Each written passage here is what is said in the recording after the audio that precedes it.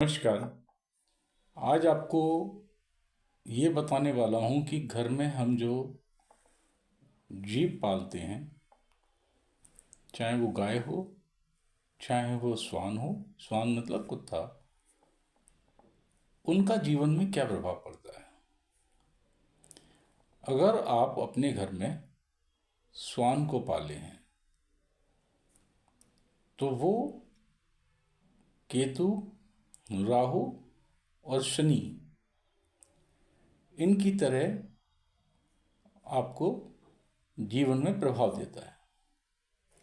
जैसे भूरे रंग का कुत्ता होगा तो वो आपको केतु की तरह बोलेगा, काले रंग का होगा तो वो शनि, और जो काला सफ़ेद वो राहु की तरह होगा, या बहुत ज़्यादा भूरा और काला मिला हुआ वो राहु की तरह होगा।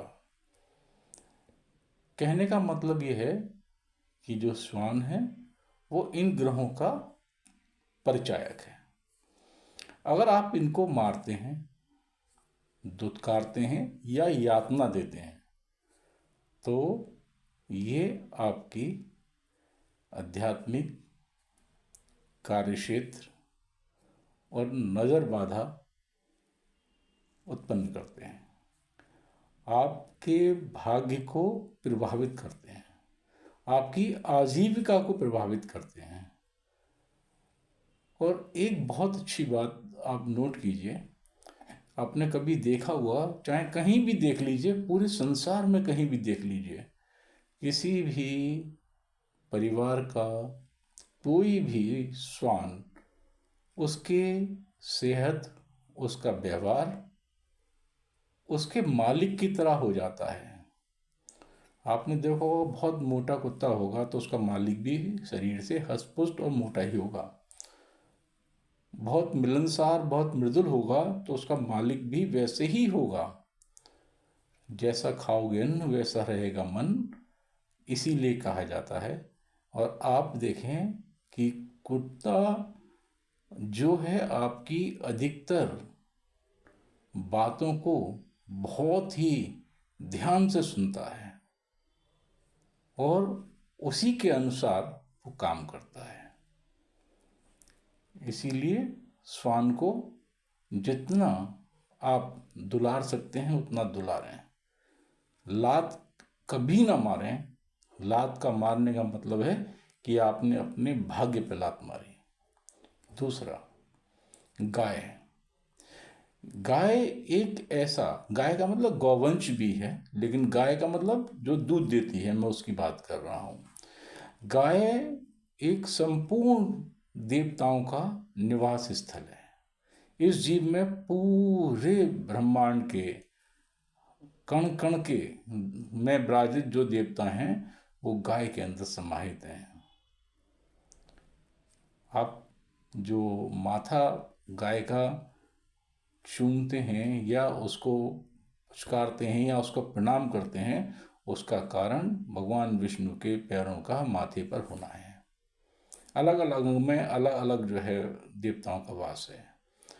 अगर आप गाय को मारते हैं, प्रताड़ित करते हैं, भूखा छोड़ देते हैं, तो आप अपने घर में सभी देवताओं को नाराज करते हैं, खास तौर पर लक्ष्मी जी को और माँ दुर्गा को। इसीलिए इनको आप प्रताड़ित ना करें, और इनकी जितनी सेवा करेंगे उतनी घर में समृद्धि होगी। इसीलिए गौधन कहा जाता था। गौधन का मतलब गाय की नंबर ऑफ काउज नहीं है, गाय की संख्या नहीं है।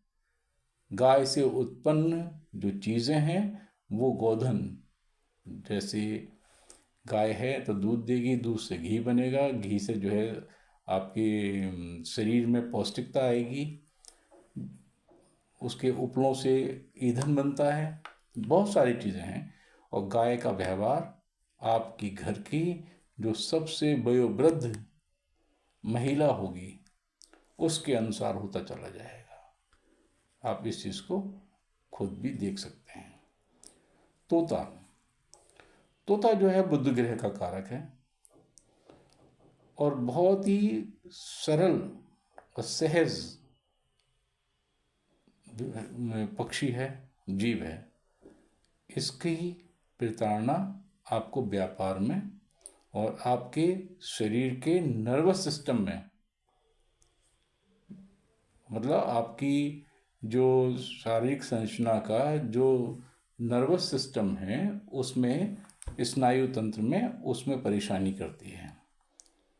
आपने देखा होगा जो व्यक्ति मानसिक रूप से परेशान होते हैं वो अगर तोता पाल लेते हैं तो तोता भी वैसे ही व्यवहार करने लगता है, गाली गलौज पर उतर जाता है। जिनका बुद्ध बहुत अच्छा होता है, मतलब बुद्ध तो एक मृदुभाषी होने का भी कारण है ना, अगर दूसरे भाव में बैठा है तो मृदु बोलेगा। तो वो आप देखिए कि वो अगर तोता पालता है और उसकी सेवा करता है तो उसके बोलने में, उसके शब्दों में, उसके विचारों में एक नई चेतना का अनुभव आप करते रहेंगे। फिर हाथी, गज। गज की तुलना किसी भी और चीज से नहीं की जा सकती, क्योंकि भगवान का सर्वप्रिय गजराज है।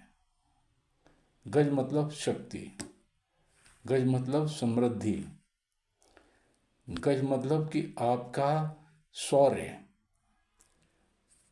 गज को, हाथी को अधिकतर सेवाओं में, देव सेवा में यूज किया जाता है, प्रयोग किया जाता है।